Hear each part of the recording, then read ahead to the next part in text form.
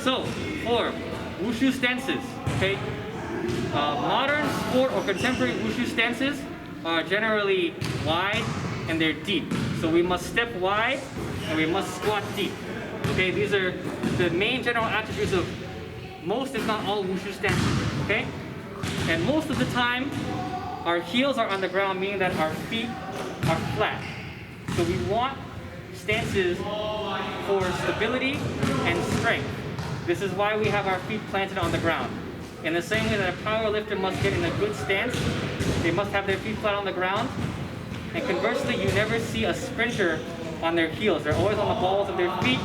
Their knees are generally over their toes. Their tendons are loaded to be explosive, right? So they want in and out movement for explosiveness and mobility. This is fine for those purposes.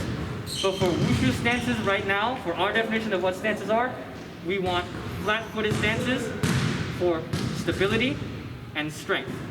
Okay? So the first one I want to go through is the mabu, or the horse stance. Okay? Again, wushu stances are generally pretty wide. The wushu horse stance is at least twice of the person's shoulder width. Okay? Now, it's a little bit hard to eyeball that, so the easiest way to do that is from a position of feet together. And from here, we're going to pivot on the heels and have our toes face out 45 degrees. Okay? One more time. From here, pivot out with our heels. And then step number 2, we're going to pivot out again on the balls of our feet. Okay? And this kind of looks like the Yi Kim Young Ma in Wing Chun, right? You can pretend you're like Yip Man, okay? I don't really know Wing Chun, so I don't want any Wing Chun people to come after me, alright? Alright, so one more time, okay? We go pivot on the heels, pivot on the balls of the feet, and we're gonna do that rotation again. Pivot on the the heels one more time, and then one last time, pivot on the balls of the feet, and this time we're gonna make sure that our toes and our feet are parallel and facing forward, okay? This is the optimal width of the horse stance, okay? And you can generally eyeball that this is about twice of the practitioner's shoulder width, okay? From here, when we squat, again, as with any flat-footed stance for stability and strength, we want to squat behind our heels, okay? So when we squat, we want to sit our butt behind our heels. We want to make sure that the squat is a hip-dominant movement, meaning that we're going to bend more from our hips, okay? We're going to hip hinge, and we're going to fold through our hips, okay? The knees will naturally bend. However, we do not want the knees to go over the toes. If we make this a knee-dominant movement and don't really focus on bending through our hips, the knees will go forward and over the toes. And again, knees over the toes is not necessarily a bad thing for stances that require mobility and explosiveness. If you're gonna move in and out quickly, those are fine for those movements. However, for stances with stability and strength, where you're gonna be holding a stance for a prolonged amount of time, what you're doing with this knees over the toes is that you are putting unnecessary pressure, stress, and weight on the knees, and this will actually hurt your knee in the long run. So, you can see clearly from the side my knees are either over or past my toes, okay?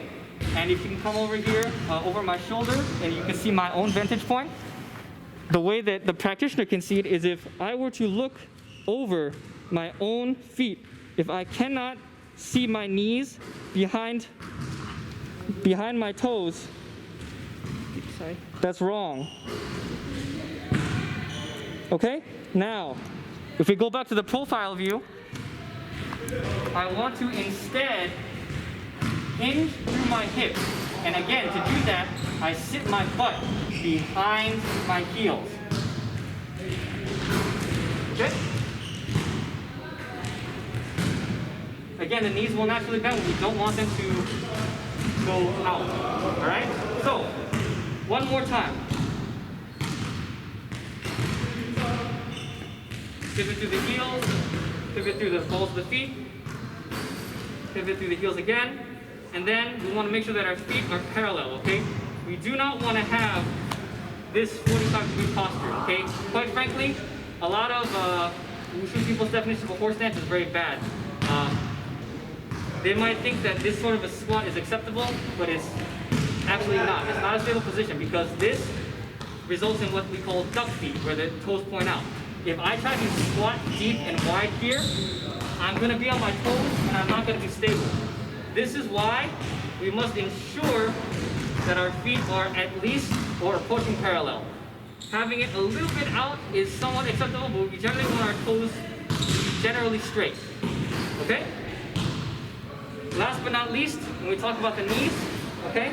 So from here, we want our knees to bow out and approaching our feet, or directly above our feet. So either directly above or approaching our feet. Okay, as opposed to just squatting straight down and seeing the knees bow in concave. This is what is called the valgus vault, or the knee valgization, okay? Having the knees misaligned this way from the toes and the hips is what's conducive to an ACL tear, which is the most common knee injury in sports, and one of the worst injuries anyone could ever experience, okay? As opposed to if I were pivoting with my whole leg moving as one unit, valgization is where you're having the knee misaligned from where the toes are facing. So if my knees concave in, this is valgization, okay? And while not all valgization is bad per se, not all valgization is equal. In squatting positions, especially when we put a lot of unnecessary pressure, stress, and weight on the knees, we want to avoid this in stances where we bear weight on our knees. So, to prevent that, we want to do the exact opposite, okay? From here, instead of letting the knees bow in, we want to push our knees out. We want our knees to open out into the horse stance. Okay? My old Wushu coach used to say that the way to know that you have a good horse stance is to see whether or not you're able to maintain this bowing out structure and that your knees do not move. So for example, I'm guilty of this myself. I used to have a bad horse stance. Kyle, you can come in here, and you can come here to the side so you can see me. Okay? So if I squat and I just let my knees go down like this, you can come a little bit closer, and you just push my knees in, and I don't do anything. Yeah, see that? You see that valgization right there? That's a weak horse stance, okay? Now, you can do it too. You do the horse stance, please. Now, when your knees bow out, watch this. If I try to push down, his knees do not move. This is a generally strong Wushu horse stance, okay? So, if you can come to the front and do it one more time, please. You notice that the knees are bowing out and either at or approaching the position of his feet.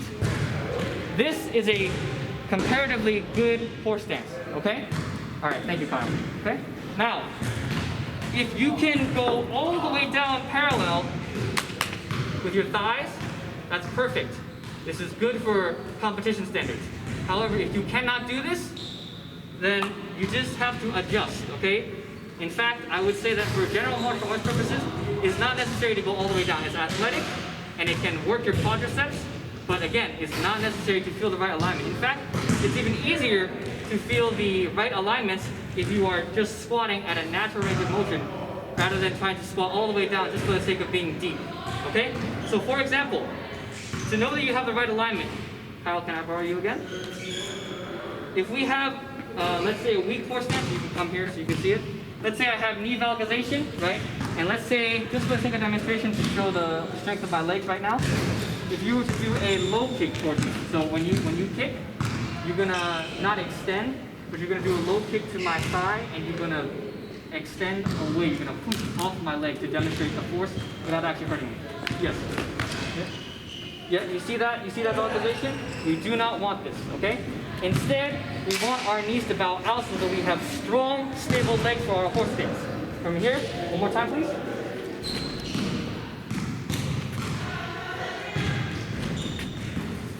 Okay? Okay? You see the difference? Okay, thank you.